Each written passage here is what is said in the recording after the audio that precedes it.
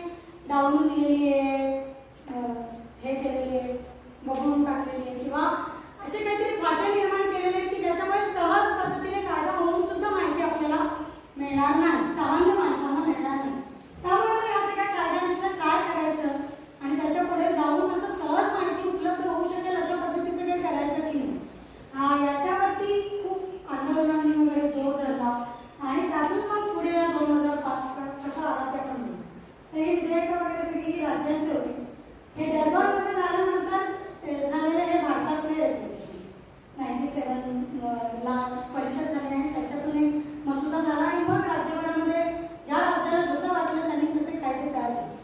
तर या सगळ्यात पुढे तर आता भारतात केंद्रीय कायद्यामध्ये काय झालं की माहितीच्या अधिकाराचा हा कायदा देशभरामध्ये लागू होण्यासाठी सर्व आंदोलनांनी संघटनांनी खूप प्रयत्न केले. प्रेस काउन्सिलने त्याचं प्रारूप बनवलं. सामाजिक कार्यकर्ते, शासकीय अधिकारी हे सगळेजण यांचा सहभाग त्याच्यामध्ये होता. कॉमन कॉज या स्वयंसेवी संस्थेने एच.डी. शेवडी यांच्या अध्यक्षतेखाली हा अभ्यासगट 24 मे 97 स्थापन करून त्याचा अहवाल मसुदा केंद्राला सादर केला आणि 25 जुलै 97 ला माहिती स्वातंत्र्याचं विधेयक आलं. आपण अधिकाराचं कायदा नाही आलं, माहिती स्वातंत्र्याचं विधेयक झालं. फ्रीडम ऑफ इन्फॉर्मेशन बिल असं त्याला म्हणतात. आणि 26 डिसेंबर 2002 ला ते संमत झाले. 10 जानेवारी 3 ला अस्तित्वात आले. पण त्याच्यामध्ये पुन्हा म्हणजे आपण एखादा पुढारी किंवा एखादी पॉलिटिकल पार्टी मतं मिळवण्यासाठी एक प्रकारे कसं आपल्याला लालूच देते की आम्ही हे करू ते करू ते करू, तशा प्रकारचं ते एक प्रकारचं लालूच देते की आम्ही करतोय ना, आम्ही देणार ना असं म्हणून ते त्यांनी केलं. पण त्याच्यामध्ये काय ठेवलं बाजूला, अधिसूचना काढली आणि नियमावली केली म्हणजे रूल्स. एखादा कायदा जेव्हा बनतो त्यावेळेला त्या कायद्यामध्ये त्याचे रूल्स जर बनले नाही तर त्या कायद्याचा वापर नाही करतात. त्याला स्पेसिफिक रूल्स असावे लागतात. हे प्रत्येक कायद्याच्या बाबतीत बरं काय जनरल नॉलेज की जेव्हा एक कायदा होतो संमत त्यावेळेला त्याचं एक तर अधिसूचना त्याच्या काढल्या जातात.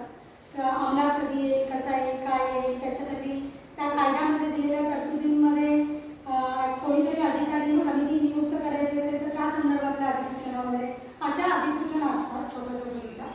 आणि असतात ते रूल्स म्हणजे लॉचे स्टुडंट्स असतील आणि लॉ करत असतील त्यांना माहिती असेल लॉ आणि रूल्समध्ये ऍक्ट आणि रूल्समध्ये काय करायचं. तर तो ऍक्ट झाला आणि रूल्स मात्र त्यांनी काढले. मग ज्या गोष्टीची नियमावलीच नाही त्याचा कायदा घेऊन काय करणार, अरे मिळाला मिळाला मिळाला असं म्हणून कायद्याला दाखवणार त्याचं इम्प्लिमेंटेशन तर काय होऊ शकत नाही. म्हणून मग या सगळ्याला पुन्हा एक ब्रेक नाही. मग पुढे काय झालं, मग विविध संस्था संघटनांनी पुन्हा आपल्या पातळीवरती प्रत्येक आपापल्या पातळीवरती जोर धरला की आता संस्था संघटनांनी याची मागणी ठोस केली की आम्हाला याचा अधिकार पाहिजे. स्वातंत्र्य नको, स्वातंत्र्य आणि अधिकार काय असतात आपण 2-3 दिवसाच्या चर्चेत बऱ्यापैकी त्याची तुम्हाला फरक कळला असेल ना, स्वातंत्र्य आणि अधिकार. तर स्वातंत्र्य देतो तुम्हाला म्हणजे काही स्वातंत्र्य नाही येते, तो आपला अधिकार आहे. म्हणून त्याचे शब्द बदलणं म्हणजे नुसतं शब्द बदलणं नाही तर त्याच्याबरोबर त्याची सगळं परिप्रेक्ष्य त्याचं बघण्याचा दृष्टिकोनच बदलतो ज्यावेळेला तुम्ही एखादा शब्द बदलतात तेव्हा. तसा तो अधिकार झाला, माहितीचा अधिकार. आणि 2004 मी आता माझ्या 2005च्या गोष्टीवरती येते. मी 2000 मध्ये आंदोलनामध्ये आले आणि मी तुम्हाला एक गोष्ट सांगून अर्धवट सोडली आणि इथे आले. आता मी परत माझ्या गोष्टीकडे जाणार आहे. तर हे 2004 मध्ये संयुक्त पुरोगामी आघाडीने किमान समान कार्यक्रमात माहितीच्या अधिकाराचा कायदा समाविष्ट केला. मग UPA जेव्हा सत्तेवर आली त्यावेळेला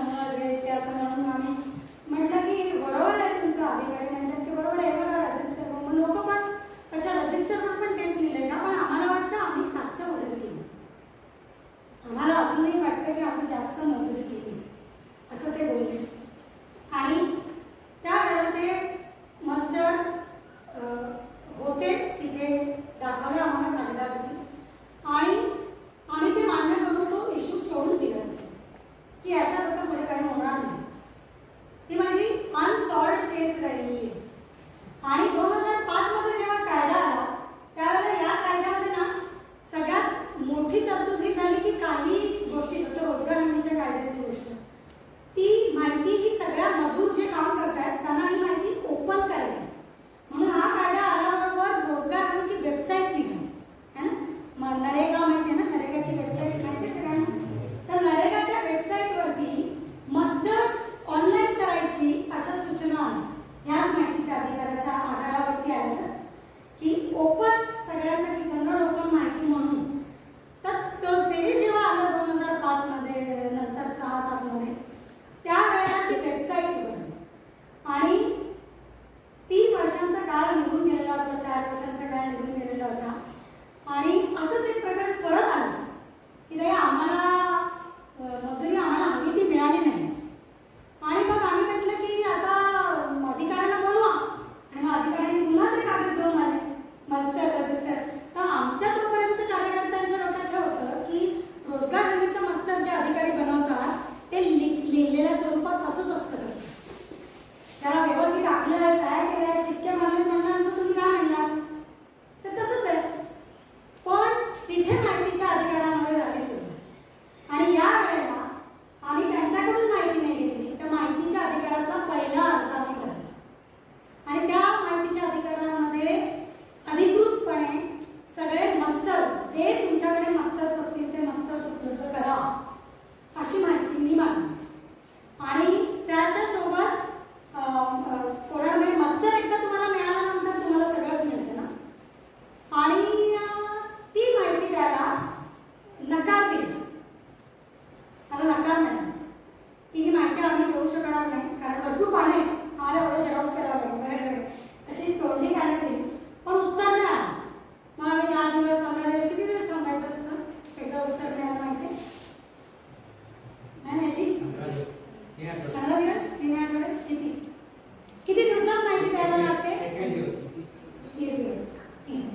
30 दिवसामध्ये तुम्हाला माहिती द्यावी लागते. म्हणजे 30 दिवस पूर्ण होईपर्यंत थांबायचं असं नाहीये, 30 दिवसाच्या आत द्यायची. आणि 30 दिवसापर्यंत थांबून पण मला माहिती नाही मिळाली तर काय करतो आपण, बरोबर हे माहिती आहे तुम्हाला बऱ्यापैकी काय झालं तर अपील करायला करतो आपण. मग मला सुद्धा अपील करावं लागेल, कारण ती माहिती काय सहज मिळाली नाही. 99 लाख रुपयांची गोष्ट सांगते.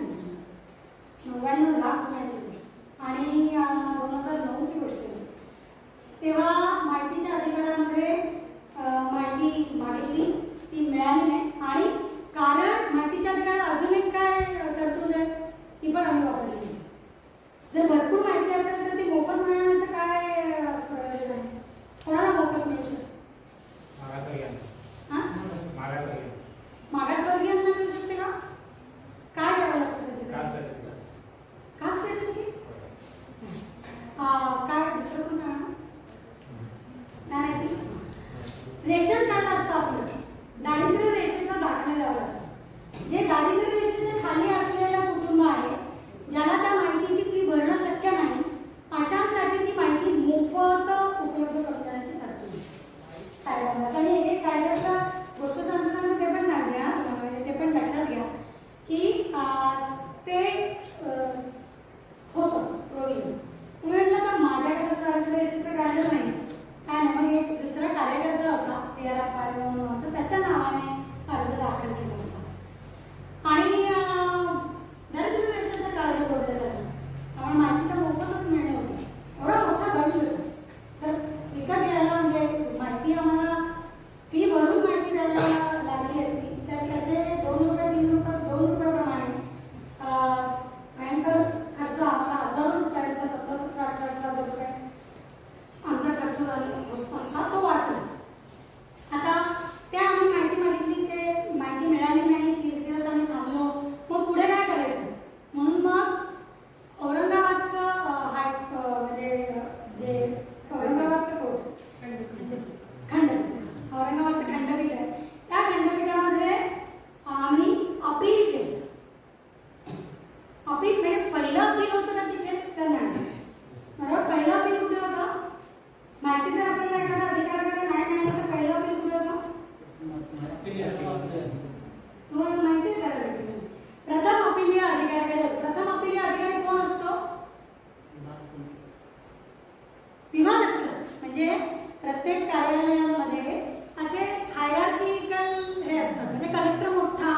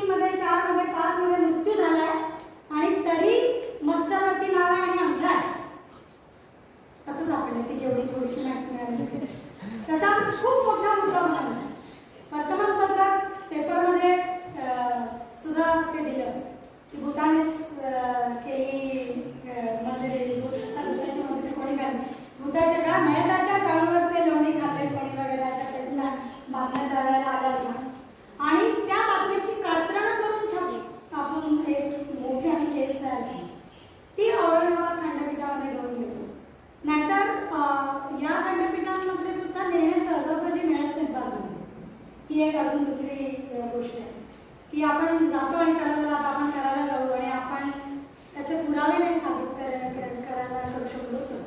तर आमचं सगळ्यात पहिलं एलिगेशन त्याच्यामध्ये हे होतं की आमच्यापासून जाणून बुजून माहिती लपवण्यात आली, चुकीची माहिती देण्यात आली आणि माहिती देताना दिरंगाई करण्यात आली. म्हणजे लेट तर त्यांनी केला आणि या सगळ्या मागचं कारण हे का केलं तर त्याच्यात मोठा 99 लाख कोटीचा भ्रष्टाचार म्हणून केलं. असं जेव्हा आलं तेव्हा त्या खंडपीठात बसलेल्यांकडे काहीच पर्याय नव्हता निर्णय आमच्या बाजूने देण्यासाठी. आणि ती माझी पहिली जिंकलेली केस आहे जी या 2009 मध्ये महाराष्ट्रातली पहिली जिंकलेली माहितीच्या अधिकाराची केस आहे ज्याच्यामध्ये अपील केल्यावरती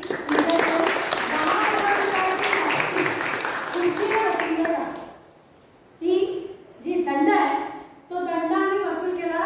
खुर्चीला 10,000 रुपये ही तशी बघायला गेली तर 99 लाखापेक्षा फार छोटी, पण तो प्रश्न इज्जतीचा असतो है ना. तुमची इज्जत गेली, त्या अधिकाराला 10,000 रुपये द्यावे लागले, त्याची इज्जत गेली. नंतर त्याच्यावरती काय गुन्हे वगैरे दाखल झाले, फौजदारी गुन्हे वगैरे, तो वेगळा भाग, तो माझ्या आजच्या सत्राचा भाग नाही म्हणून तो बाजूला ठेवते. पण माहितीच्या अधिकारामध्ये 10,000 रुपयाचा दंड पहिल्यांदा त्या केसमध्ये झाला 2009च्या केसमध्ये. ती फाईल अजून पण आमच्याकडे तशीच ठेवलेली आहे. आणि त्याच्यातून मग सगळ्यांना आम्ही हे शिकवायला पण सुरुवात केली की माहितीच्या अधिकाराचं कसं वापर करायला पाहिजे आपण आणि काय त्याच्यामध्ये लक्ष द्यायला. तर हे झालं आणि आम्हाला माहिती मिळाली. पण त्याच्यात सुद्धा एक गोष्ट की त्यावेळेला मी वकील होते आणि इथे आम्ही गंमत मात्र केली पण की त्याच्यामध्ये असं असतं की जो माहिती मागतो त्या माहिती मागणाऱ्या व्यक्तीला स्वतःला प्लीड करता येतो त्याची केस, दुसरा कोणीतरी घेऊन जात येतो, पण वकील नाही लागतो प्रोफेशनल असं त्याच्यामध्ये हे होतं. तेव्हा ते आता काय करायचं म्हणून मी काय माझं वाजवायचं कार्यकर्ते म्हणूनच गेले होते सपोर्ट करायला. त्याला भाषा समजत नाही, हे नाही, तो सामान्य नागरिक वगैरे असं तो माझा आदिवासी मित्रच आमचा होता, त्याच्यामुळे तशी सगळी हे करून मी त्याच्यात एंट्री केली. पण आता जर तुम्ही वकील म्हणून तिथे जाऊन क्लिक करायला तर तुम्हाला बाहेरच असं आहे त्याच्यामध्ये. आणि वकिलांना स्वतः माहितीच्या अधिकारात माहिती मागितली तर मिळेल, पण त्या प्रोफेशनची वकिली वकालत कोणी नाही करू शकत असं त्यावेळेला आहे. तर त्याच्यामुळे ते आम्ही केलं. पण ती माहिती आम्हाला नंतर मोफत डबल माहिती परत मिळाली सगळी, ती त्यांना द्यावी लागली. 10,000 रुपयाचा दंड झाला आणि नंतर त्याच्यातून मोठा भ्रष्टाचार निघाला 99 लाखाचा. त्यावेळेला दलपत सिंग येथे गाव आहे, जर नाटक तुम्ही बघितलंच तर त्या नाटकाच्या वेळेला अरुणा आणि त्यांचा माहितीच्या अधिकाराचा संघर्ष त्याच वेळेला 2005 मध्ये झाला होता. आणि ते माहितीच्या अधिकाराच्याच आणि रोजगार हमीच्याच वरती त्यांचं नाटक बसणार होतं. त्यावेळेला ते तिथे आले होते दलपत सिंगची टीम बघायला आणि त्यावेळेला आमची जनसुनवाई लावली होती. आणि त्या जनसुनवाईमध्ये काय व्हायला पाहिजे ही सुद्धा माहिती ही माहितीच्या अधिकारातच मिळालेली माहिती की त्याचा अध्यक्ष कोण असला पाहिजे, ती प्रक्रिया कशी व्हायला पाहिजे, त्याच्यामध्ये पॉलिटिकल लीडर्स असता कामा नाहीत वगैरे वगैरे. आणि आमचा पूर्ण मंच खाली होता, रिकामा होता, कारण त्यावेळेला त्या 99 लाख रुपयांची जनसुनवाईमध्ये डायरेक्ट तुम्हाला उभं राहून तिथे व्हिडिओ शूटिंग वगैरे होतं. त्याचं व्हिडिओ शूटिंग करून त्या अधिकाऱ्यांकडून डायरेक्ट कार्यवाही होणार होती. त्यामुळे आदल्या दिवशी पोतोवर पैसे घेऊन गावागावामध्ये जसे इलेक्शन जेवढे वाटतात तसे वाटायला गेले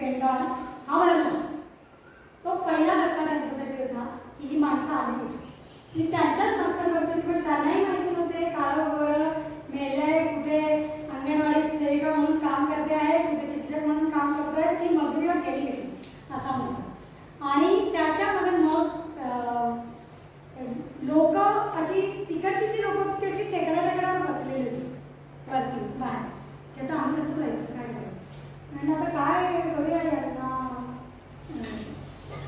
इथे आणण्यासाठी. तर काही सुनावणी होणार नाही असं दिसतं, कारण फार प्रेशर आहे आणि लोक तर काय खाली यायला मागत नाही तसं.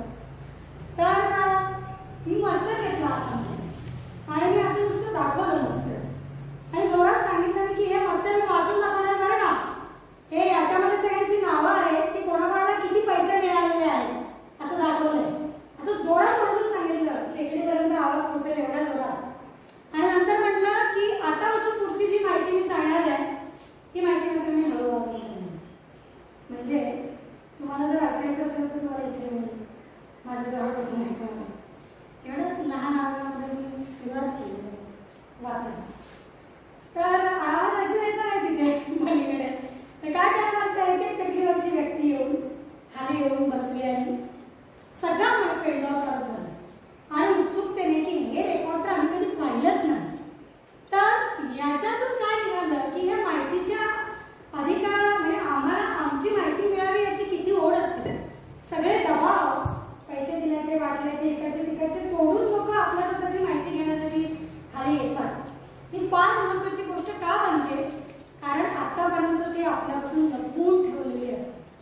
त्याची गोष्ट आपल्यापासून लपवून ठेवलेली असते, ती आपल्याला माहिती करून घेण्याची हा मानवी स्वभाव आहे. त्याच्यामुळे ते तशा पद्धतीने ते खाली आले आणि त्यांनी हे सगळं केलं. ते माहितीच्या अधिकाराच्या ह्या एका उदाहरणानंतर अशा अनेक केसेसमध्ये आम्हाला स्वतःला माहितीच्या अधिकाराचा खूप उपयोग झाला आणि आम्ही तो केला. आता आपण जरा टेक्निकल भागाकडे जाऊया. गोष्ट वाढवायची तुम्हाला हवा असेल तर माझ्याकडे भरपूर किस्से आहेत, पण आपण थोडंसं टेक्निकल म्हणतो. तर आता याच्यामध्ये माहितीच्या अधिकाराचा हा कायदा झाला, तर आता ही माहिती मिळवायची कशी. असंच जाऊन आपण कोणाला तरी जाऊन सांगणार हे मला माहिती दे आणि ती मिळणार असं होईल का? या कायद्यामध्ये असं होऊ शकतं.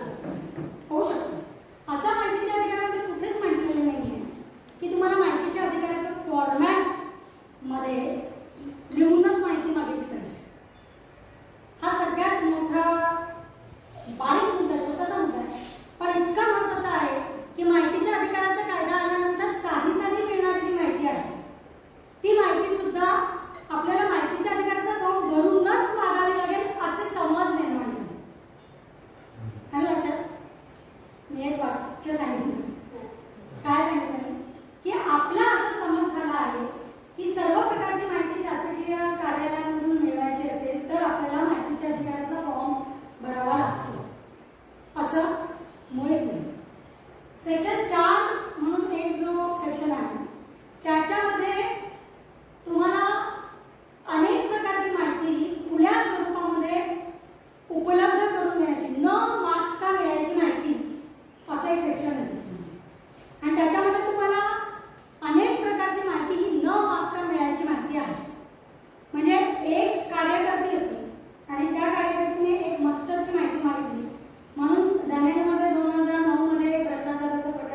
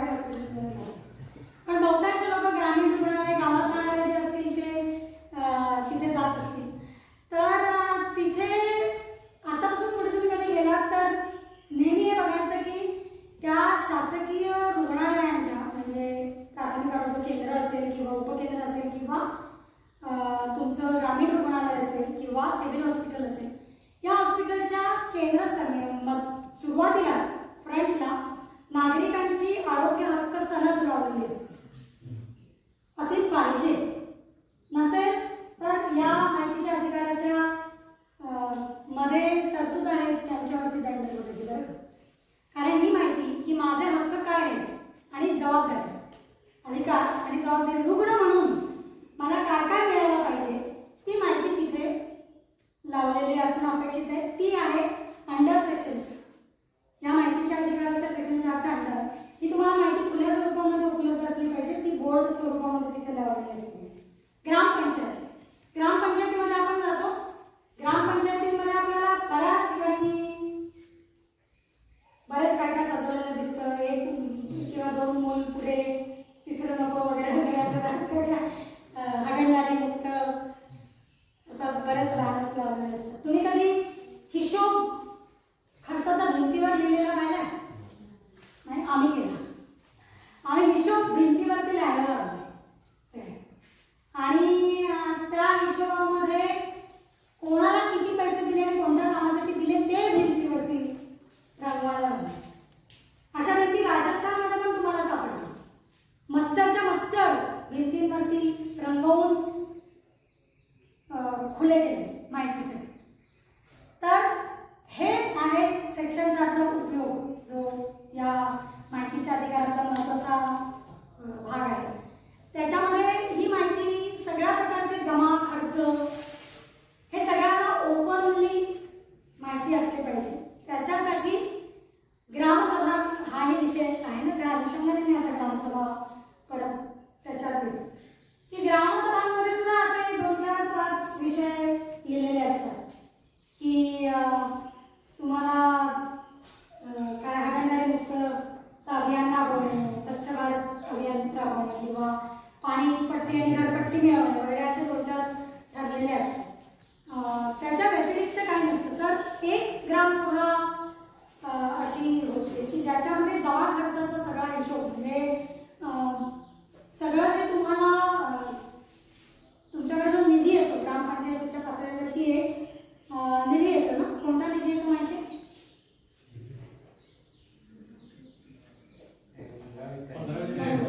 11, 12, 13, 14, 15 ऐकतो ना आपण आपल्यामध्ये. वित्त आयोगाने तरतूद करून दिलेला निधी हा पर पर्सन प्रमाणे ठराविक रुपये कुटुंबावरती असतात. तेवढा निधी त्या लोकसंख्येच्या प्रमाणामध्ये त्या गावाला येतो. आणि त्याच्या व्यतिरिक्त जिथे पैसा कायदा माहिती आहे सगळ्यांना? पंचायत राज एक्सटेन्शन कायदा, ज्या अनुसूचित जमातींची क्षेत्रे आहेत म्हणजे आदिवासी क्षेत्र, आदिवासी बहुल क्षेत्रामध्ये विशेष पंचायत अधिकार मिळालेले आहेत पंचायतीला. त्यामध्ये बऱ्याच गोष्टींचे निर्णय हे कोणत्या अधिकारापर्यंत न जाता जर ग्रामसभेने त्याला ऑब्जेक्शन घेतलं किंवा एखादा प्रकल्प नाही करायचं असं म्हटलं तर ते मान्य करावं लागतं कोर्टाला सुद्धा. The highest authority will be gram sabha असं. आणि त्याच्यामध्ये संस्कृती जतन करणं, आदिवासी भागातली आणि आपल्या राहणीमानाच्या विरुद्ध येणाऱ्या काही गोष्टींना रोखठाम करणं, आपले घटनेने विशेष जे अधिकार दिलेले आहेत आदिवासी क्षेत्रामध्ये ते अधिकार सुनिश्चित करणं, या सगळ्या गोष्टी या पेसाच्या एक्सटेन्शन कायद्यामध्ये येतात. तर त्याच्यानुसार विशेष ग्रामसभा भरते. म्हणजे जशी रेग्युलर नॉर्मल गावामधली जिथे आदिवासी क्षेत्र नाही त्या गावामध्ये ग्रामपंचायतींची सभा एकाच ठिकाणी होती. 2 ग्रामपंचायती असल्या तर एबीसीडी प्रमाणे नंबर लागतो. मला काय माहिती असेल तर मग सांगा की ग्रामसभा ही प्रत्येक वेळेला पंचायतीच्या ऑफिसमध्येच व्हायला पाहिजे असं नाही. त्या गावामध्ये ग्रुप ग्रामपंचायत असेल, 2 गाव असतील तर एक सभा एका गावात घेतली तर दुसरी सभा दुसऱ्या गावात घेतली. इथे पेसामध्ये आदिवासी क्षेत्रामध्ये तुम्हाला पाड्यापाड्यांवरती ग्रामसभा घेतली. ती सगळी ग्रामसभा ही पाड्यापाड्यांवरती तुम्हाला घेता येते. आणि त्याच्यामध्ये तुमची बांधणी करण्याची संख्या सुद्धा कमी असते. म्हणजे एखादी ग्रामपंचायत नियुक्त करणं किंवा अप्रूव्ह होणं यासाठी जी किमान लोकसंख्या मर्यादा दिलेली आहे त्या मर्यादेच्या सुद्धा पेक्षा कमी मर्यादा या आदिवासी अनुसूचित क्षेत्रांमध्ये 500ची असते की तेवढी झाली लोकसंख्या तरी तिथे नवीन ग्रामपंचायत स्थापन होऊ शकतो, असं सगळं आहे. तर या माहितीच्या अधिकारामध्ये ही सगळी माहिती, मग ती अनुसूचित क्षेत्र असो, ओपन असो, कोणत्या पण कॅटेगरीतली, ग्रामपंचायत किंवा म्युन्सिपाल्टीत सुद्धा, नगरात तुम्ही असाल, नगर परिषदेमध्ये असाल, नगरपंचायतीत असाल, शहराच्या ठिकाणी असाल, तरी सुद्धा जी जी क्षेत्र आहेत, म्हणजे जी सगळ्या गव्हर्नमेंट बॉडीज आणि गव्हर्नमेंट अलाइड बॉडीज म्हणजे शासकीय, निमशासकीय असे जे सगळ्या बॉडीज आहेत, त्यांना सगळ्यांना काही प्रमाणातली माहिती ही सगळ्यांसाठी ओपन करायची. कोणती कोणती माहिती?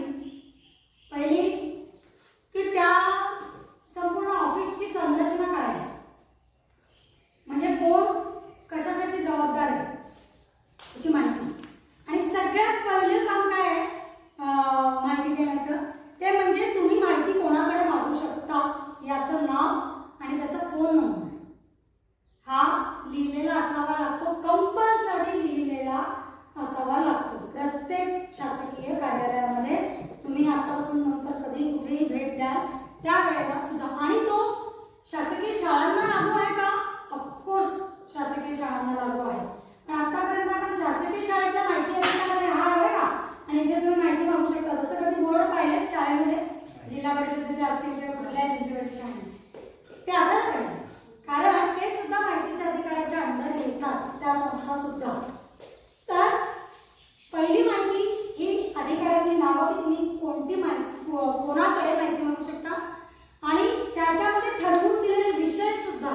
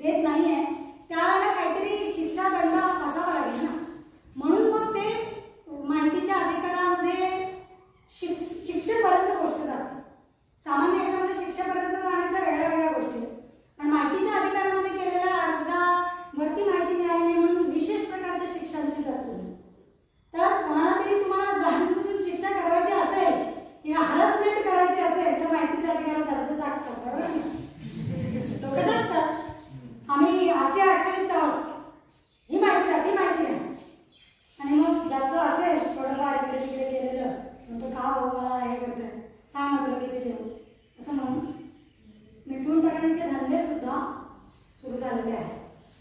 तर त्यामुळे त्याच्यावरती पण मचक आहे. पण हे इतकं दुष्टचक्र आहे की लाच द्यायला तीच व्यक्ती जाते ज्याने गडबड केलेली असते, है ना. आधी गडबड केलेली आहे म्हणून माहिती देणार नाही आणि म्हणून त्यामुळे फक्त इकडचा खाल्लेला पैसा तिकडच्या ताटामध्ये विभाजित होतो. एवढंच फक्त करप्शनचं डिसेंट्रलायझेशन होतं. म्हणजे काय म्हणतो आपण त्याला, करप्शनचं डिसेंट्रलायझेशन मराठीत काय म्हणतो, विकेंद्रीकरण. बरोबर, विकेंद्रीकरण होतं. आणि मी आतापर्यंत सगळा पैसा मीच खात होते. आता मला 10, 15, 20, 25 हजार लोकांमध्ये वाटावं लागेल असं दिसून होतं. आणि रोजगाराची गंमत तीच झाली की ज्या लोकांनी कधीच मजुरी केली नाही त्यांना जेव्हा हे कळलं मास्टर येऊन, कारण हे झालं आमचं 2009 मध्ये आणि 10 मध्ये लोक हे शिकून गेले की या साईटवरती जायचं आणि या साईटवरती आपल्या नावावरती किती मजुरी ते काढायचं. मी काम करायला गेलेले असेल किंवा नसेल, मी माझं पैसे तिथून वसूल करेन असं. तर अशा सुद्धा काही वेळांनी गेलं. आणि त्याच्यामध्ये मग वेग म्हणजे काहीतरी एक शंका निर्माण. आणि मग जेव्हा अशा प्रकारचे मिसयूज व्हायला लागतात त्यावेळेला मग ज्यांना हे कधी द्यायचंच नव्हतं, हा माहितीचा अधिकार दिल्यामुळे ज्यांना नुकसान झालंय असे तेच होते ज्यांनी माहिती लपवली आणि ज्यांची माहिती पिढ्यानपिढ्या लपवून ठेवण्याची इच्छा होती. मग त्यांना एक प्रकारचं कॉलेज मिळतं ना की हा कायदा म्हणजे ब्लॅकमेल आहे, त्यामुळे या कायद्याला रद्द केलं पाहिजे. त्याच्यामुळे अशा तरतुदी करा की त्याच्यामुळे कठीण होईल लोकांना माहिती मिळणं. अशा पद्धतीचे आवाज पण उठायला सुरुवात. आणि हळूहळू हा कायदा आता रद्द करा, हे करा, ते करा असं पण सुरू झालं. आणि त्याच्यामध्ये या सगळ्या ब्लॅकमेलच्या केसेस यायला लागल्या. पण दुसरी बाजू ही की इथे या ब्लॅकमेल करून माहितीच्या बदल्यामध्ये पैसे घेऊन सेटलमेंट करणारी एक समाज आणि दुसरा अशा काही अनेक कार्यकर्ते की ज्या कार्यकर्त्यांनी माहिती मागितली आणि शेवटपर्यंत ती माहिती मिळायलाच हवी आणि समोरच्या व्यक्तीला माहिती आहे की ही व्यक्ती ही इतकी कडक आहे की जी आपण पैसे घेऊन मॅनेज होणारी नाही. अशा अनेक अडके ॲक्टिव्हिस्टचे खून सुद्धा झाले. त्याच्या घटना भरपूर आहेत की माहिती मागितली आणि द्यायची नाही म्हणून त्या व्यक्तीलाच संपवून टाकलं. असं देशभरात अनेक ठिकाणी झालं.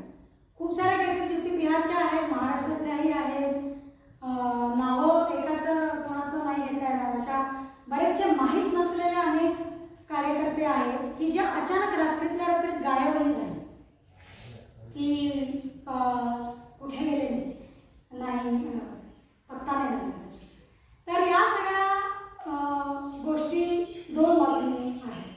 आणि याच्यामध्ये माहितीच्या अधिकाराचा जो एक मूळ गाभा होता जो आपल्याला घटनेमध्ये स्वातंत्र्याकडे आणि फेअर प्रॅक्टिसकडे घेऊन जातो, त्याला असं कुठेतरी हरायला होतं. मग याचा एकाचा खून झाल्यानंतर काय व्हायला लागतं, भीती निर्माण होते ना की आपण याच्यात काही मागूया नको किंवा मागितलं तरी आपला असा हाल होणार आहे, तर मग गप्प बसा आणि करून घ्या.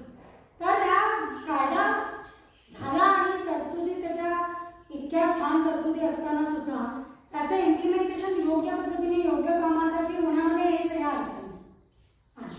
एक करप्ट असलेली जनता की फास्ट पैसे कमवायचे असतील तर माहितीच्या अधिकाराला शस्त्र बनवा आणि कमवा, है ना, थांब निघाल.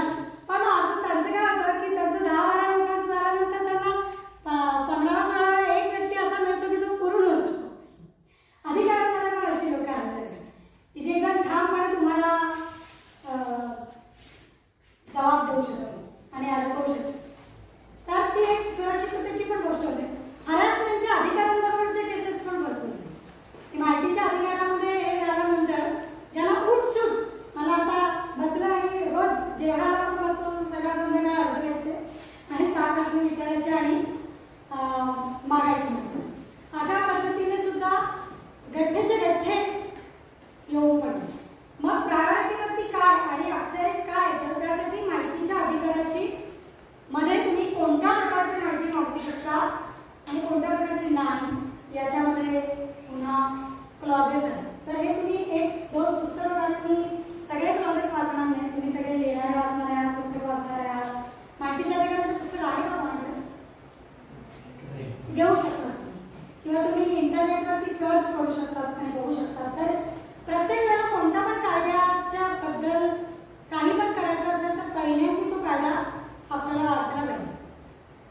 बेसिक आणि फक्त ऍक्ट नाही, त्या ऍक्ट बरोबर रूल पण वाचले पाहिजे. कारण नियम ह्या केंद्रीय कायदा झाल्यानंतर राज्याचे वेगळे वेगळे नियम बनतात बरोबर. म्हणजे नियम हे सेंट्रल लेवलचे आणि स्टेट लेवलचे वेगळे वेगळे नियम असतात. तर ते रूल्स सुद्धा आपल्याला कोणते कोणते आहेत ते बघायला पाहिजे. तर लेटेस्ट कॉपी जी 2005च्या माहितीच्या अधिकाराची 2023 मध्ये वगैरे निघाली असेल, 24ची आता आली की मला माहिती नाही, पण 23 मध्ये निघाल्यानंतर तुम्हाला सगळ्या तरतुदी याच्यामध्ये सापडतील. त्याचे चॅप्टर वाईज काय काय आहेत ते फार बोर आहे ना, मी कॉलेजमध्ये शिकवण्यासारखं शिकवते पण सांगते फक्त की काय काय आहे. की एक व्याख्या व्याप्ती आहे, त्यानंतर 2 मध्ये काय आहे की माहितीचा अधिकार सार्वजनिक प्राधिकरणांवरील आबंधन, हे जे मी आता सेक्शन 4चं सांगत होते ना तुम्हाला, ते 2 मध्ये की सार्वजनिक क्षेत्रांमध्ये कुठे कुठे खुली माहिती करणं वगैरे वगैरे सगळं. 3 मध्ये काय आहे केंद्रीय माहिती आयोग स्थापन करायचं. म्हणजे जर ही माहिती तुम्हाला मिळाली नाही तर तुम्ही कोणाकडे जाणार तक्रार करायला? ती तक्रार करणारी व्यक्ती त्याच इन्स्टिट्यूटमध्ये असून चालत नाही. म्हणजे तुम्ही माझ्याकडे माहिती मागितली आणि मी मूळ माहिती अधिकारी आहे, पण त्या कार्यालयातला बॉस पण मीच आहे, माझ्यावर त्या कार्यालयात बॉस नाही, तर अपील आलं तरी त्याला उत्तर मीच देणार. असं जिथे आहे तिथे गडबडी निर्माण होते. म्हणजे मी जी पहिल्यांदी माहिती द्यायला नकार देते तीच मी माझ्याच सुनावणीवर म्हणजे माझ्याच तक्रारीवर मीच अधिकारी म्हणून उत्तर देते. अशा केसेस झाल्यात बरं का, जे अनेक ठिकाणी जिथे माहितीच्या अधिकारात एक अधिकाऱ्याकडे माहिती मागितली, कोणाकडे मागायची याच्यामध्ये हायरार्की असते. तर त्याच्यामध्ये त्या विभागाच्या समजा तुम्ही डेप्युटी कलेक्टरकडे मागितली आणि डेप्युटी कलेक्टर हाच मेन आहे त्याच्यातला शेवटचा अधिकारी मुख्य, तर तोच त्याच्या अर्जाला तुम्हाला नकार पण देणार आणि तोच नकार का दिला म्हणून अधिकारी म्हणून पण बसणार. म्हणजे मी कोर्टात गेलेले आहे आणि ज्याच्या विरुद्ध मी आरोप केला तोच जज आहे,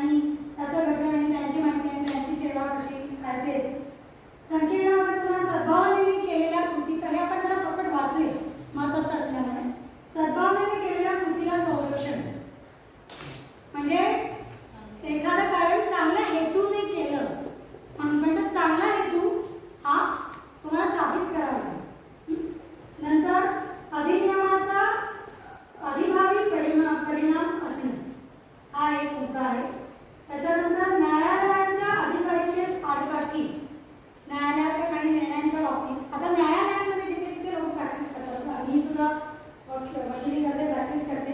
आपण ज्यावेळेला कोणत्या प्रकारच्या केसेसच्या संदर्भातल्या माहिती मागवतो त्यावेळेला आपल्याला पहिल्यापासूनच तरतूद माहितीच्या अधिकाराच्या आधीपासूनच आपण कोर्ट फी स्टॅम्प लावून 10 रुपयाचा कोर्ट फी स्टॅम्प लावून आपण माहिती घेतो ना केसेसची. तशी ती पहिल्यापासूनच उपलब्ध आहे. तोच भाग माहितीच्या अधिकाराच्या अर्जामध्ये सुद्धा आलेला आहे. म्हणून ते 10 रुपयाचं तिकीट लावतो. ते तिकीट म्हणजे पगार तिकीट नसतं बरं का, छोटंसं लाल तिकीट नसतं बरं, ते मोठं. हे 10 रुपयाचं आहे.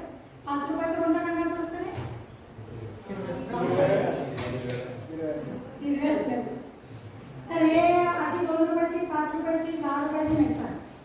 1 रुपयाचं मिळत नाही, ते पगार तिकीट असतं. ते पगारावर लावलं. बाकी ही तिकीटं जी आहेत यातलं हे 10 रुपयाचं तिकीट तुम्हाला लावावं लागतं. तुम्ही दारिद्र्य रेषेच्या खालचे असलात तरी हे तिकीट तुम्हाला लावावं लागतं. ते कोर्टाच्या आतल्या माहितीवरती आपण होतो. त्या कोर्टाच्या आतल्या माहितीमध्ये जी माहिती केसेसशी संबंधित आहे ती तर वकील, क्लायंट सगळे मागू शकतात अर्ज करून. जी माहिती न्यायालयांच्या व्यवस्थांच्या संदर्भातली आहे ती सुद्धा माहिती आपण न्यायालयांमध्ये मागू शकतो. आणि जी सरकारने देऊ शकतो मिळाली नाही माहिती म्हणजे सोयीसुविधांच्या बाबतीत असेल, ॲडमिनिस्ट्रेशनच्या बाबतीत असेल, न्यायालयातल्या न्यायाधीशांच्या बदल्यांच्या प्रकरणांच्या बाबतीत असेल, हे सगळं तुम्ही माहितीच्या अधिकारामध्ये लागू शकतात. ते त्याच्यामध्ये. नंतर विवेकशील संघटनांना हा अधिनियम लागू नसणं म्हणजे ज्या शासनाच्या शासकीय याच्या अखत्यारीमध्ये येत नाही, प्रायव्हेट म्हणून आपण थोडक्यात, त्यांना हा लागू नाही. त्यांना तुम्ही माहितीच्या अधिकारात माहिती मागू शकता. प्रायव्हेट म्हणजे गव्हर्नमेंट अफिलिएटेड असेल तर त्याच्या अखत्यारीत येईल. पण गव्हर्नमेंट अफिलिएटेड नसेल म्हणजे जोडलेलं नसेल कोणत्याही प्रकारे तर नाही. त्याच्यानंतर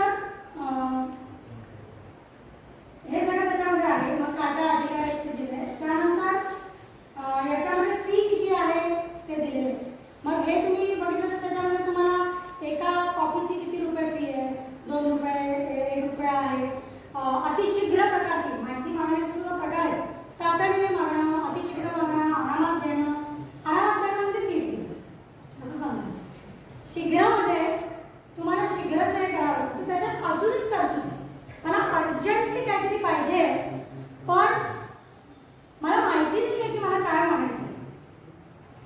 एखादी फाईल असते आणि एखाद्या फाईलमध्ये एखादा कागद आहे नाही आहे मला माहीत नाही, त्याचे डिटेल्स माहिती नाही, त्यावेळेला तुम्ही काय करू शकता तर त्याची तरतूद याच्यामध्ये आहे. त्याच्यात त्याला म्हणतात फाईल इन्स्पेक्शनचा अर्थ म्हणजे तपासायला मागणं. तर जे आपण फाईल तपासायला मागतो त्याची पहिला 1 तास मोफत असतं.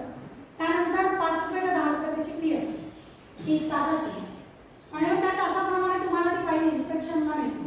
आणि त्या इन्स्पेक्शनला ती फाईल मात्र तुम्ही घरी येऊन नाही जाऊ शकत. आम्ही घेऊन गेलो झेरॉक्स करून आणली असं नाही.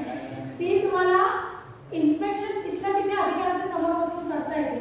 आणि त्याच्यामध्ये तुम्हाला ज्या गोष्टींची माहिती हवी आहे त्या गोष्टींच्या माहितीचं तुम्ही चिठ्ठी टाकून त्याच्यामध्ये तेवढ्या प्रकारची माहिती तुम्ही त्याच्यामधून घेऊ शकता. अशी तरतूद त्यामध्ये आहे. तर जी माहिती मला माहिती नाही कशी मिळवायची, काय मिळवायची वगैरे, कोणत्या प्रकारची माहिती इथे असू शकेल अशी, अशा ज्या वेळेला संभ्रम आहे त्यावेळेला अख्खीच्या अख्खी फाईल तुम्ही एखाद्या केसच्या बाबतीत मागू शकता. नंतर याच्यातल्या अपिलाच्या पद्धती दिलेल्या आहेत नियमामध्ये. आणि प्रत्येकाचं जसं मी म्हटलं राज्याचा वेगळा वेगळा तसं महाराष्ट्र राज्याचा सुद्धा वेगळा रूल्स आहेत त्याचे. तर त्याच्यामध्ये मग महत्त्वाचे निर्णय वगैरे सगळे. तर याच्यात महत्त्वाची गोष्ट अशी की मी एकदम अशिक्षित अडाणी आहे, गरीब आहे, मला लिहिता वाचता येत नाही, माझा अर्ज तर मी लिहू शकत नाही, त्यावेळेची काय करतो तर त्यावेळेला या माहिती अधिकाऱ्यांचं ट्रेनिंग झालेलं असतं. माहिती अधिकाऱ्यांना हे स्पष्टपणे निर्देश आहे की जो कोणता व्यक्ती ज्याला लिहिता वाचता येत नाही आहे, ज्याला स्वतःचा अर्ज कसा करायचा माहिती नाही आहे, तो व्यक्ती जर एखाद्या अधिकाऱ्याकडे गेला आणि मला म्हणाला की मला माहिती हवी आहे त्यासाठी मदत करा तर त्याचा अर्ज लिहून देण्यासाठीची मदत सुद्धा अधिकाऱ्याला करायची असं याच्यात तरतूद आहे.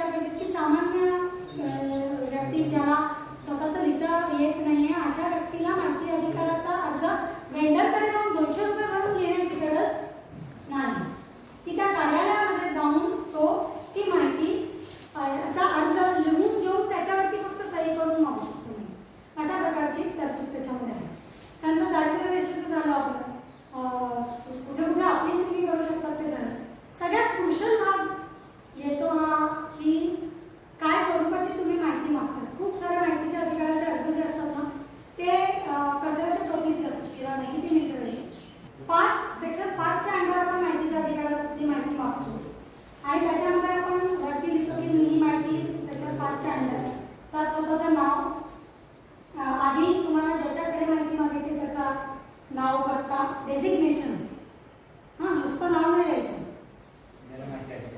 जनमाहिती अधिकारी पोस्ट कोणती ती आणि विभाग ते आणि मग त्याच्यानंतर स्वतःचं नाव माहिती मागणाऱ्याचं नाव माहिती मागणाऱ्याचा संपर्क कारण तुम्ही माहिती मागितली पण कुठे जाऊ रे तुला द्यायला माहिती नाही नंबरच दिला नाहीस मला असं म्हणून नंबर त्यानंतर पत्ता कारण घरी येणार ना तुमच्या पोस्टाने म्हणून पत्ता नंबर त्याच्यानंतर मागितलेली माहिती तर आता मागितलेल्या माहितीच्या तपशील असं लिहायचं फक्त हे मेमराईज करा बरं का आठवणीत तेवढा फॉर्म मी देणार नक्की इंटरव्ह्यू करते मेमराईज करा म्हणून मी तुम्हाला लॉजिकली सांगते की फॉर्म कसा लक्षात ठेवायचा एक कोणाला माहिती मागायची त्याचं तपशील 2 नाव आणि आपल्या स्वतःची माहिती त्याच्यानंतर 3 आपल्याला हवी असलेली माहिती त्याच्यामध्ये काय जी माहिती मागायची त्याचं वर्ष कालावधी हे पहिलं द्यायचं स्वरूप फॉर्ममध्ये पाहिजे आहे डिटेल पाहिजे आहे किंवा एखादं डॉक्युमेंट आहे स्पेसिफिक ते पाहिजे आहे तर ते नमुना करून द्यायला तर ते स्वरूप काय प्रत्यक्ष माहिती मागायची आहे त्याचं विवरण म्हणजे मला अमुक प्राथमिक आरोग्य केंद्रामध्ये किती बेड्स उपलब्ध आहे नंबर 1 प्रश्न स्वरूपात तुम्ही घेऊ टेबल फॉर्मॅटमध्ये तुम्ही घेऊ शकता एखादी आधीपासूनच अस्तित्वात असलेली माहिती आहे त्याचं फॉर्मॅट माहिती आहे सगळं माहिती आहे तर डायरेक्ट त्याचा संदर्भ देऊन हे पत्र द्यावं यांनी यांना लिहिलेले या तारखेला लिहिलेलं पत्र यांनी यांच्याकडून त्या तारखेला घेतलेलं उत्तर असं काही केलं आणि शेवटी माहिती तुम्हाला कशा स्वरूपात पाहिजे शीघ्र अतिशीघ्र काय आणि त्याच्या खाली येतं की तुम्ही दारिद्र्य रेषेच्या खाली आहात का की नाही आणि तुम्हाला ही माहिती दारिद्र्य रेषेखाली आहात म्हणून हवी असेल तर तुम्हाला त्याचा दारिद्र्य रेषेचा दाखला जोडावा लागतो रेशन कार्ड नाही दाखला जोडावा दारिद्र्य रेषेचा दाखला आणि मग नंतर आपलं नाव सही असं करून 10 रुपयाचं स्टॅम्प जर पोर्टी स्टॅम्प नाही तुम्हाला लागलं ते 10 रुपयाचं स्टॅम्प तिथे लावून ती माहिती तुम्ही मागू शकता तर आता याच्यामध्ये आता कारण वेळ संपत आहे मी म्हणून म्हटलं की 1 तास पण पुढला नाही एवढी मोठ्या माहितीच्या अधिकाराची गोष्ट आहे तर आपल्याला फक्त आता त्याला समाप्त करताना एखादी गोष्ट करू की आपण जास्तीत जास्त आपल्याला कुठे कुठे काय काय माहिती मागायची त्याचा एक्सरसाइज करूया आपल्या सगळ्यांना आपण जोपर्यंत स्वतःहून येऊन बघणार नाही तोपर्यंत आपल्याला आयडिया येत नाही की आपल्याला काय तर आपण काय काय करू शकतो आपण आपल्या गव्हर्नमेंट लॉ कॉलेज मध्ये किती जणांचा स्टाफ आहे त्याची माहिती तुम्ही मागू शकता कोणत्या लेक्चरला कोण शिकवतं हे मागू शकता ही एक उदाहरण दिलं तुम्ही ग्रामपंचायतीमध्ये आहात तुमचे इतर इश्यूज कोणते कोणते आहेत ते तुम्ही मागू शकता तर तुम्ही आता मला जर सांगितलं की तुम्ही काय काय मागू शकता तर मी तुम्हाला सांगू शकेन की हे मागू शकतात का नाही तर असं काही स्पेसिफिक कोणाचे काही प्रश्न असतील तर ते सांगतो मग त्या पद्धतीने आपण जाऊ खुली आहे घरकुल योजना सेक्शन 4 घरकुल योजनेची सर्व माहिती जवळपास खुली आहे वेबसाईटवरती आहे वेबसाईटवरती तुम्हाला तुमचं जे कार्ड असतं MH0 पासून सुरू होणार त्या युनिक आयडीचा तुम्ही नंबर टाकला की तुम्हाला तुमच्या घरकुलाची सगळी स्टेज येते त्याचं मोठं घरकुलाचं प्रकरण अजून एकटाच घेईल बोललेलं आत्ताच आम्ही काढलं त्याची एक BBC स्टोरी आहे ती वाचा नाही पहा ती 10 मिनिटांची स्टोरी आहे पिंटाचं घर कोणी पळवलं अशी BBCने केलेली ती संपूर्ण घरकुलाच्या योजनेच्या भ्रष्टाचारावरती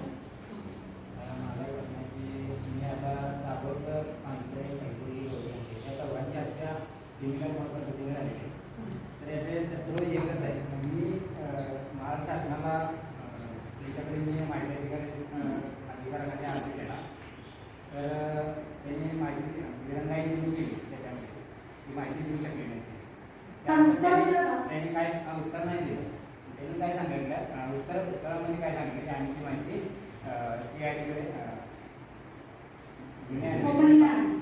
गोपनीयांची देता येत नाही त्याच्या पुढे तपास चालू आहे त्यानंतर मला उत्तर आलेलं नाही त्याच्या पुढे आपण काय करू शकतो की जेणेकरून काही गोपनीय स्वरूपाच्या माहितीमधल्या ज्या माहिती आहेत त्याच्यामध्ये ज्या प्रकरणांमध्ये काहीतरी इन्व्हेस्टिगेशन चालू आहे हे ऍक्ट ते गोपनीय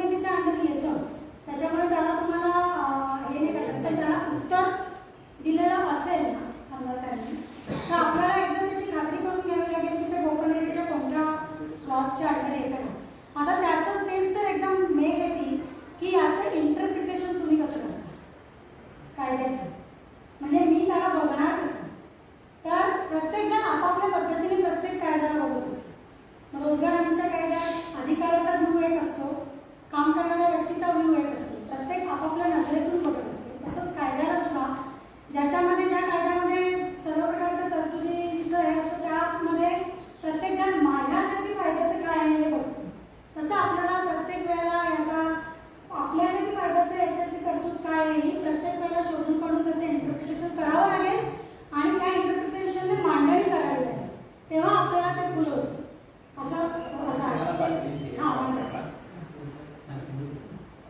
मला मागं माहिती आहे आमचं जो ओपीडी रजिस्टर प्राथमिक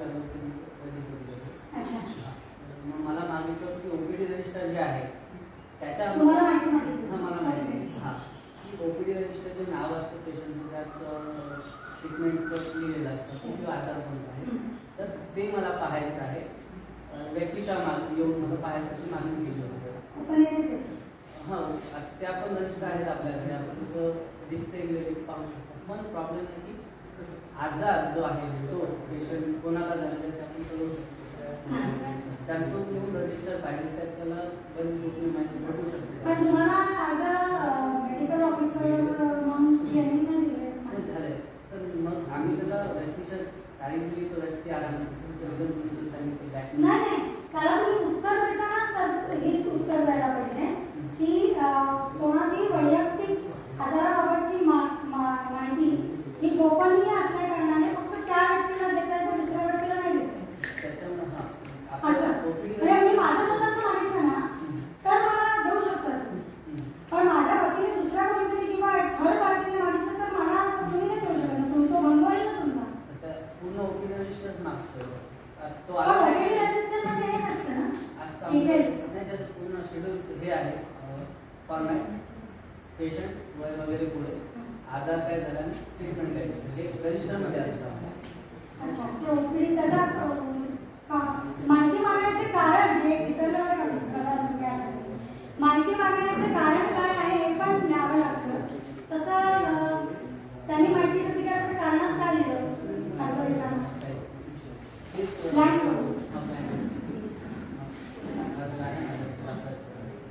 नक्की कारण अशा प्राथमिक आरोग्य केंद्राच्या आरोग्य अधिकाऱ्यांना बऱ्याच वेळेला असे येतात आणि त्याच्यामध्ये तुम्हाला जी माहिती गोपनीय नाही आहे आणि तुम्हाला सेक्शन 4 मध्ये देण्याची मुभा आहे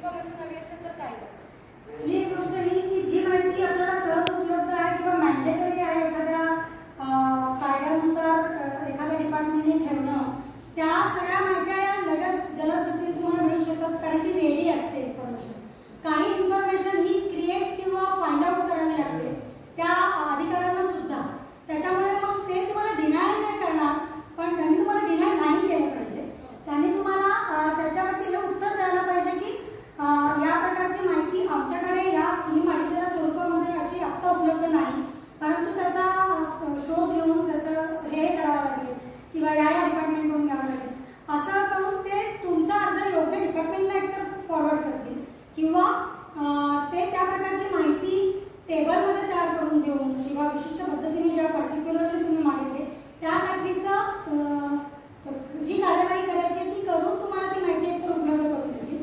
आणि जर अशा प्रकारची कोणती माहितीच उपलब्ध नाही आहे असं असेल तर ते तुम्हाला लिहून देतील की अशा प्रकारची कोणती माहितीच आमच्याकडे आतापर्यंत उपलब्ध नाही, अशा प्रकारचे कोणतेही सर्वे आमच्याकडे आतापर्यंत झालेले नाही.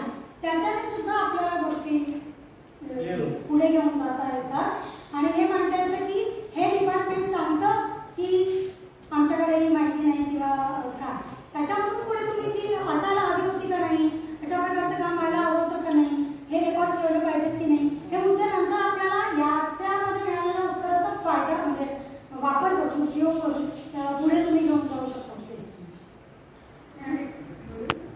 आणखी एक असंही करता येईल की नाही आहे त्यांच्याकडे, आपण एखादा सॅम्पल सर्वे करायचा आणि आपण म्हणायचं की आमच्या ह्या आधारे आम्हाला आमचं सांगितलं आहे की इतका कचरा जनरेट होतो आणि इतक्याची वासवर लावायची तुमची यंत्रणा आहे.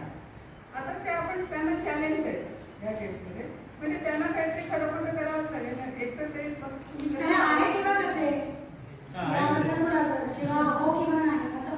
त्यामुळे मी जो शेवटचा भाग सांगत होते की प्रश्न कसे विचारावे आणि ते किती कुशलतेने विचारावे, त्यासाठी पहिल्यांदा आपल्याला आपण का विचारतो आहे याचा उद्देश फार महत्त्वाचा आहे. आपल्या माहिती मागण्याचा उद्देश आपल्याला जर क्लिअर नसेल तर या माहिती अधिकाराचा काही आपल्याला हवा तसा मागून सुद्धा उपयोग नाही. त्यामुळे उद्देश क्लिअर करणं आणि त्यानुसार आपले प्रश्न तयार करणं आणि त्या पद्धतीने मागणं. अजून आता आम्ही वेगवेगळ्या ग्रामपंचायतीशी जोडून आहोत, तर तुम्ही मगाशी मुद्दा सांगितला की ग्रामपंचायतीमध्ये त्यांचा तो हिशोबाचा दरफलक असायला पाहिजे. मी जर त्या गावातील सदस्य नसेल तर मी तो माहितीचा अधिकार तिथं वापरू शकते का की तुमच्या ग्रामपंचायतीमध्ये हे नाही अर्ज करू शकतो. आणि दुसऱ्या ग्रामपंचायतीची माहिती मागणार. आणि दुसरा प्रश्न असा होता, तुम्ही मगाशी म्हटला की काही मजूर असे आहेत की फक्त ते वेतन बघतात, म्हणजे भले ते काम करत नसतील तेवढ्या पद्धतीनं पण वेतन ते बघतात आणि म्हणतात की एवढे पैसे आम्हाला मिळायला पाहिजे. तर त्याच्यासाठीची काही तरतूद आहे का? त्यांनी काम तर नाहीच केलेलं पण त्याच्या अगेन्स्ट ते फक्त स्वतःच्या फायद्यासाठी तुम्ही जसं म्हणाला की वेतन मागताय, तर त्याच्यासाठी पण तरतूद असायला पाहिजे. कारण काय की ही गडबड करणारी जी व्यक्ती असते तिने ऑलरेडी एक गडबड केलेली असते. तो ते ऑलरेडी केस ऑफ करप्शन आणि त्यामुळे त्या करप्शनमध्ये जर तुम्हाला त्याने असं सांगितलं की हे पैसे तू घेऊ शकत नाहीस तर याचा अर्थ असा होतो की हे तुम्ही जे मस्टरवर दिलेलं आहे खोटं आहे. त्यामुळे अशा केसेसमध्ये तुम्हाला मी म्हटलं ना it's a decentralisation of corruption असं होतं. म्हणजे विकेंद्रीकरण होतं आणि एखादे जे खाल्लेले पैसे असतात ते हळूहळू करून 4 लोकांकडे जातात. त्याच्यात रेमेडी काहीच नाही. तो स्वतःचा लोकांची मानसिकता त्याच्यामध्ये तयार करणं आणि त्यांची जी नीतिमत्ता आणि नीतिमूल्याचा प्रश्न आहे की मी जे काम केलं नाही त्याची मजुरी मी घेणार नाही असं स्वतःहून ते करावं लागतं. त्याच्यामुळे त्याच्यासाठी तर प्रबोधन आणि या सगळ्या गोष्टी. एक प्रश्न होता आता जसं या निवडणुकीच्या काळात दिल्लीमधल्या 2 ऑफिसेसला आग लागली, पूर्वी मुंबईच्या मंत्रालयाला आग लागली, तर अशा वेळेस त्यांनी असं माहिती सांगितलं की आग लागल्यामुळे आम्ही देऊ शकत नाही, तर हे बरोबर होतं का? तुम्ही जर जी कोणती प्रकारची माहिती, आता हे फार इंडिव्हिज्युअल उत्तर झालं, कोणत्या प्रकारची माहिती तुम्ही मागितली त्याच्यावर अवलंबून.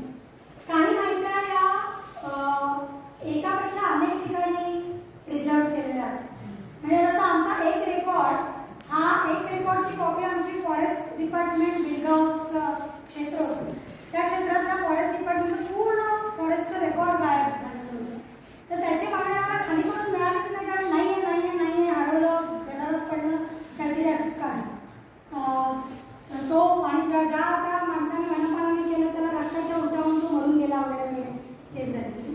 तर ती माहिती धुळ्याला आधीचा जो जिल्हा होता धुळे किंवा नाशिक विभाग या विभागीय स्तरावरती त्याची डुप्लिकेट कॉपी असण्याच्या जिथे जाते तिथे तुम्हाला त्या माहित्या त्या पद्धतीने मिळू शकतात. पण जर स्पेसिफिकली त्याच डिपार्टमेंटमध्ये त्या माहिती असतील तर हे तर एक्सक्यूजच झालं ना, म्हणूनच तर आधी लागतं. तर ती एक माहिती द्यायची नसते किंवा असं आपल्याला वाटायला लागलं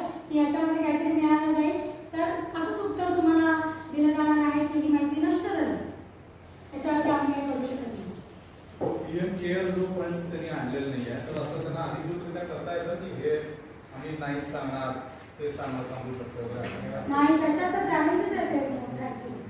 पीएम केअर फंड ची माहितीच्या अधिकारामध्ये वगळले, त्यामुळं पोलीस त्याची माहिती घेऊ शकत नाही असं आतापर्यंत तरी बाहेरचं चित्र आहे. त्याला चॅलेंज कोर्टामध्ये कोणतरी केलं असेल, केलंय निकाल नाही, तर ती एक न्यायप्रविष्ट गोष्ट होणार. पण ती 100% त्याला ते जावं तर लागणार. कारण पीएम केअर फंड किती आला आणि कशावर खर्च झाला हे तुम्हाला द्यावंच लागेल. आणि जर माहितीच्या अधिकारात नाही मिळत असेल तर दुसऱ्या कोणत्या तरी अधिकारांमध्ये तरी ती माहिती त्यांना द्यावीच लागेल. मी पहिल्या सुरुवातीला हेच सांगितलं की आपल्याला माहितीच्या अधिकाराचा कायदा आल्यानंतर आपण इतके संकुचित झालो असं म्हणायला हरकत नाही की त्याच्यामध्ये आपण फक्त म्हणतो की आपल्याला सगळ्या माहितीसाठी आपल्याला माहितीच्या अधिकाराचाच वापर करावा लागेल. तर असं नाही. अनेक ज्या इतर तरतुदी आहेत तर आपण ओपन माइंडेडली त्या इतर तरतुदींवरती गेलं तर मी माहितीचा अधिकार नाही मागितलं तरी साध्या कागदावरती आपली जी जुनी पद्धत अर्ज करण्याची होती त्याच्या अंतर काही माहिती मिळतेच. काही माहिती वेगळ्या पद्धतीने डिपार्टमेंटल हे करून मिळू शकते. म्हणजे जसं नागरिकाला एखादा पर्टिक्युलर नागरिकाला आरटीआय मध्ये मिळणार नाही, पण मग ती कोणाला तरी तर द्यावी लागेल ना. मग त्याची एक जन मागणी किंवा त्या प्रकारची मागणी करावी लागते. तेव्हा अशा प्रकारची केली ती या कायद्यामध्ये चा आधार घेऊन करायची का वेगळ्या पद्धतीने करायची हा एक विचार पण करते. कोर्ट त्याच्यासाठी नेहमीच खुलं आहे आणि असेच चॅलेंजेस कोर्टामध्ये होत जातात. म्हणून एक कायदा जेव्हा एकदा बनलेला असतो त्याच्यामध्ये वेगवेगळे निर्णय झाल्यानंतर एखाद्या स्पेशल केसेस आल्यानंतर त्याच्या जजमेंट झाल्यानंतर त्या कायद्यातल्या तरतुदींमध्ये नोटिफिकेशन स्पेशल नोटिफिकेशन्स काढून बदल केले जातात. तशी तरतूद आहे. तर ते न्यायप्रविष्ट होऊ शकतं. त्याच्यात तुम्ही कोर्टात खंडपीठात गेला तरी खंडपीठाकडून पण नकार दिल्यानंतर पुढे कोर्ट मांडलं तुम्हाला ते तुम्ही करू शकता.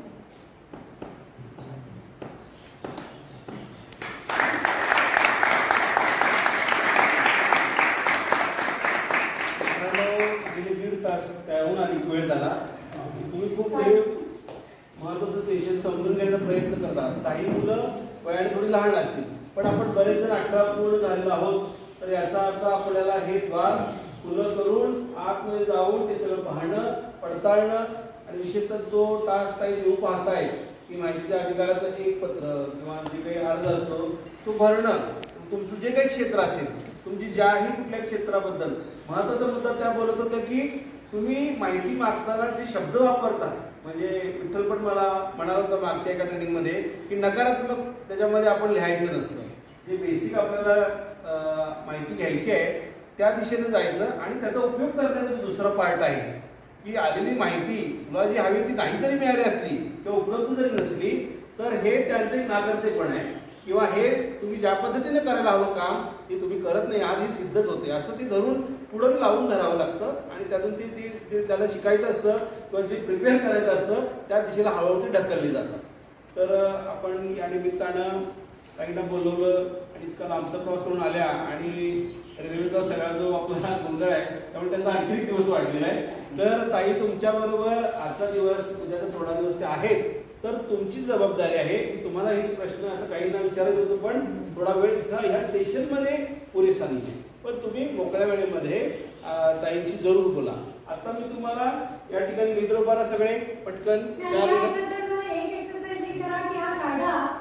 आणि त्याचे रूल्स आपल्या महाराष्ट्रात कुठं तरी एकदम पहिल्यापासून शेवटपर्यंत कंटाळा झोपायला तरी वाचून काढा म्हणजे डोक्यात बरोबर आणि लगेच 2 दिवसांमध्ये वाचलं तर कसं म्हणजे फ्रेश आता ऐकलेलं असलं की ते तुम्हाला बघतो त्याची पीडीएफ आपण टाकूया जी बुक आहे पण पीडीएफ तुम्हाला